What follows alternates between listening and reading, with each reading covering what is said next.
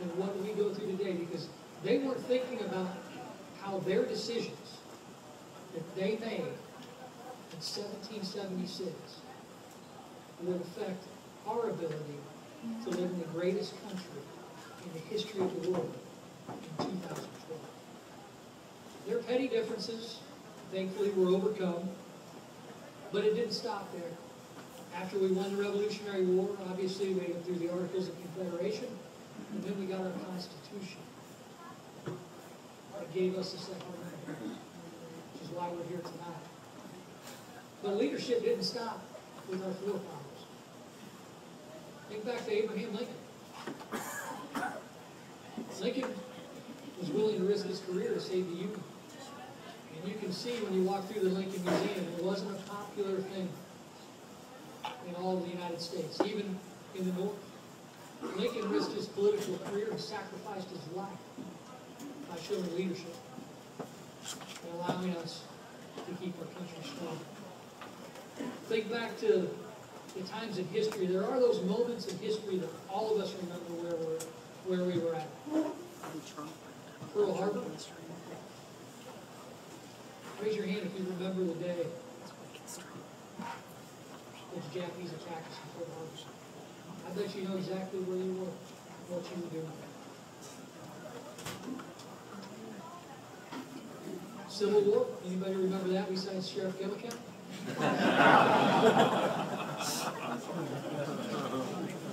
He had to sit by me. September 11th. You know, kids that, there are many kids in school right now that are too young. My kids, in 6th grade. And they were way too young to remember September 11th. But the majority of us in this room remember it like it's yesterday. I'll tell you exactly where you were, what you were doing. I'll tell you, September 11th, I was in Miami, Florida, putting the sunscreen on my 3.5-year-old daughter to go to the beach. And I saw a second plane hit. Working for a member of Congress like I was, immediately got on the cell phone, called our office to check what's going on, what do you hear? And is everybody okay there? I said, oh yeah, everything's fine. We think it's pretty limited from what we're hearing. I mean, we don't know any more than you do. I said, well, where's Congressman Shimkus? Where's John? He's at the Pentagon. Didn't think much of it. But about a half hour later, that's something that he doesn't talk about. He was meeting with Don Rumsfeld that morning when the second plane hit. And Mr. Rumsfeld was called out of the room and came back in and said, I think you all need to go back to your offices. But I can remember the fear I had and not knowing what was happening when you see the Pentagon burning on the TV screen in Miami, Florida. I will forever remember that day and that feeling until I knew he was safe. I could not imagine being a parent, co-worker, a friend, not knowing somebody that I knew may have been in those buildings, and not hearing from them, and not knowing they were safe. I was one of the lucky ones. We all were. If you had somebody you lost that day, I'm sorry for your loss. I remember that day. It's so eerily etched into my mind. As I was getting in the car, driving back home from Miami to Taylorville, Illinois, on September 11th, the roads were empty. Nobody was on the road. I listened to the radio the entire way, trying to understand what just happened to us. But it's a feeling we had that day, that togetherness. We all remember Democrats and Republicans standing on the steps of the Capitol, singing God Bless America that evening.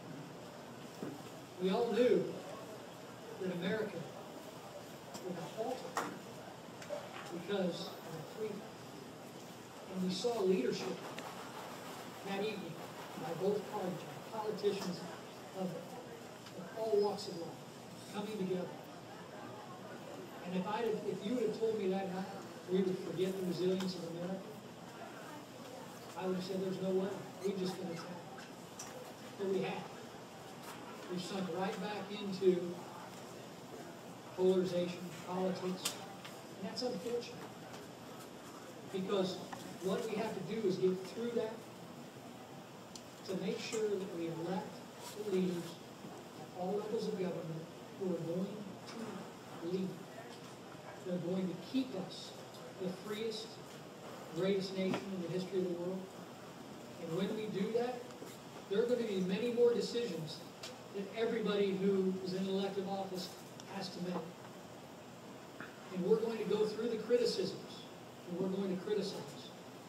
Because unfortunately, that's what our representative democracy does. That's what a campaign season does. All you need to do is turn on your television, and you can see this pettiness too shall pass, just as it did with our forefathers, with Abraham Lincoln, and with our members of Congress on September 11, 2001. And we need to entrust leaders to make the decisions that are going to have the same impact on our freedoms 100 years from now. You may not know what decisions you're going to make today. It may have the same effect that our forefathers had on all of us in 1776. I know there are people in this room who will have the opportunity to do that. But make it start at home. Let's build future leaders and make them understand the precious freedoms that we have here in America. And those precious freedoms begin with our Constitution, and they end with our Constitution.